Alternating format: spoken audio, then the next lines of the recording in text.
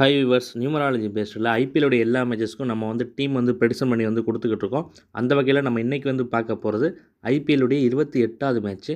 இந்த மேட்ச்சில் Rajasthan ராயல்ஸும் Royal Challengers பெங்களூரும் பார்த்திங்கன்னா மோதுறாங்க. ஏப்ரல் 13 ஞாயிற்றுக்கிழமை மத்தியானம் 3:30 மணிக்கு பார்த்திங்கன்னா இந்த மேட்ச் ஸ்டார்ட் ஆகுது. இந்த மேட்ச்சில் யாரெல்லாம் எப்படி பெர்ஃபார்ம் பண்ணுவாங்கன்னு ஒரு ஃபுல் மேட்ச் ப்ரெடிக்ஷனை இந்த வீடியோவில் பார்க்கலாம். ஏப்ரல் 13 பார்த்தோம்னா 4-8 காம்பினேஷன், அதாவது ராகுவும் சனியும் சேர்ந்த காம்பினேஷன்.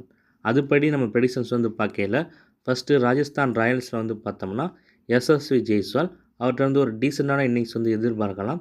அடுத்ததாக சஞ்சு சாம்சன், அவர் நல்லா விளையாடுறதுக்கான வாய்ப்பு இருக்குது. ஒரு 25+ ரன்ஸ் அடிப்பார். அடுத்து நிதிஷ் ராணாட்ட ஒரு 25-30 ரன்ஸ் எதிர்பார்க்கலாம். அடுத்ததாக ரியான் பராக், அவர் நல்லா விளையாடுறதுக்கான வாய்ப்பு இருக்குது. அடுத்ததாக த்ருவ் ஜூரல், அவருக்கு பார்த்திங்கன்னா ஆவரேஜாக இருக்கும், சுமாரான பர்ஃபார்மன்ஸ் தான் கொடுப்பார்.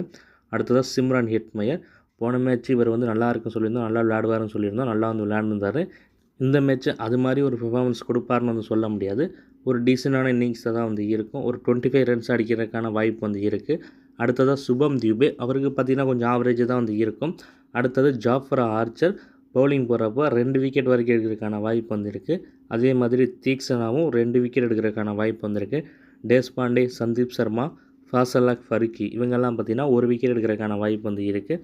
அடுத்ததாக ராயல் சேலஞ்சர்ஸ் பெங்களூரில் பார்த்தோம்னா பில் சால்ட்டு ஒரு டீசெண்டான இன்னிங்ஸ் கொடுப்பார். அங்கிட்ட எப்படி ஜெய்ஸ்வாலும் அதே மாதிரி இங்கிட்ட பில் சால்ட்டு.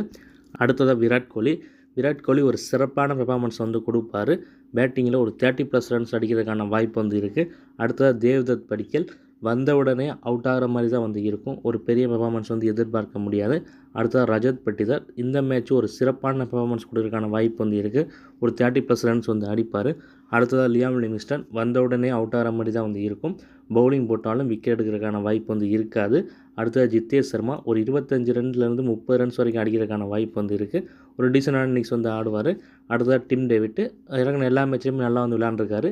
இந்த மேட்ச்சில் சரியாக விளையாடுறதுக்கான வாய்ப்பு இல்லை, சரியாக விளையாட மாட்டார். வந்த உடனே பார்த்தீங்கன்னா இவரும் அவுட் ஆகிற மாதிரி தான் இருக்கும். அடுத்ததாக குர்னால் பாண்டியா 1-2 விக்கெட் எடுக்கிறதுக்கான வாய்ப்பு இருக்குது. அடுத்தது புவனேஸ்வர் குமார் 1-2 விக்கெட் எடுப்பார். ஹேசல்வுட், யாஸ்டயால், சுயா சர்மா, இவங்கெல்லாம் பார்த்திங்கன்னா 1 விக்கெட் எடுக்கிறதுக்கான வாய்ப்பு தான் இருக்குது.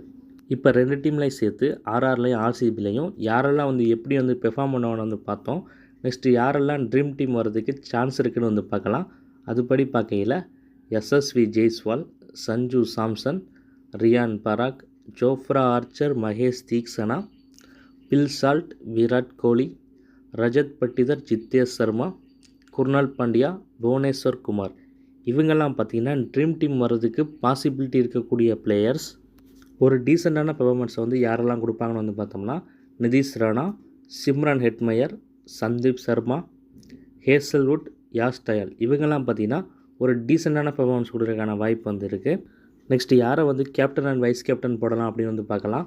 அதுபடி பார்க்குறப்போ ஆர்சிபி டீமில் விராட் கோலி, ரஜத் பட்டிதரை நீங்கள் கேப்டன் வைஸ் கேப்டனாக ட்ரை பண்ணலாம்.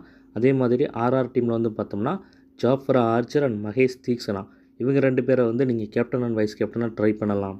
இப்போ நம்ம சொல்லியிருக்கக்கூடிய ப்ரெடிக்ஷனுங்கிறது ஒரு காமனான ப்ரெடிக்ஷன் தான். எந்த டீம் ஃபஸ்ட் பேட்டிங் பிடிக்கிறாங்க, செகண்ட் பேட்டிங் பிடிக்கிறாங்கிறத பொறுத்து இந்த ப்ரெடிக்ஷனில் ஒரு சில சேஞ்சஸ் இருக்கும். நான் அதெல்லாம் டெலகிராம் சேனலில் அப்டேட் பண்ணுவேன். இன்னும் டெலகிராம் சேனலில் ஜாயின் பண்ணாமல் இருக்கவங்க டிஸ்கிரிப்ஷனில் லிங்க் கொடுத்துருக்கேன், அதில் போய்ட்டு ஜாயின் பண்ணிக்கோங்க. புதுசாக வீடியோ பார்க்குறவங்க மறந்துடாமல் நம்ம சேனலை சப்ஸ்கிரைப் பண்ணிக்கோங்க. நான் சொன்னதெல்லாம் வச்சு ஒரு டீம் ஃபார்ம் பண்ணி போட்டிங்கன்னா ஒரு நல்ல ப்ரைஸ் வின் பண்ணலாம் நீங்கள்.